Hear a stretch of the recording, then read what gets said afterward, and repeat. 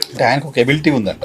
నాకు ఎబిలిటీ ఉంది, ఒక 25-30 సంవత్సరాల తర్వాత ఏం జరుగుతుందో నేను ఊహించగలుగుతాను. నేను విజనరీ, నేను విజువలైజ్ చేసి చెప్తా ఉంటాను. సో హైటెక్ సిటీ కట్టినప్పుడు కూడా అటువంటి ఇమాజినేషన్ చేశాను. ఈ రోజు ఎంత వెల్త్ క్రియేట్ అయిందో, ఎంతమందికి ఉద్యోగాలు వచ్చాయో చూడండి అని చెప్తున్నారు. అది మరి అలా అయితే కోరమంగళ ఏరియా, తర్వాత మారతల్లి ఏరియా అండ్ బెంగళూరు ఉన్నాయి కదా.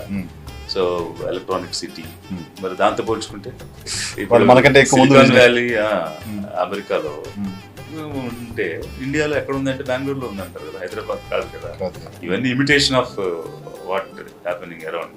సపోజ్ హైదరాబాద్లో అంత డెవలప్మెంట్ చేస్తుంటే మరి ఆంధ్రప్రదేశ్లో ఎందుకు చేయలేకపోయారు? అలాంటి డెవలప్మెంట్ మనం భూతద్దం పెట్టి వెతికినా కనిపించట్లేదే. ఎందుకు చేయలేకపోతున్నాం సార్? మరి ఎందుకు చేయలేదు? Suppose if he's that capable, he could have done something. 5 years ఒకసారి వచ్చింది, ఇప్పుడు another 5 years, 6 years. So 6 years లో అలాంటి ఛాయలే లేవు కదా, కనీసం దానికి సంబంధించిన విత్తనాలే లేవు కదా.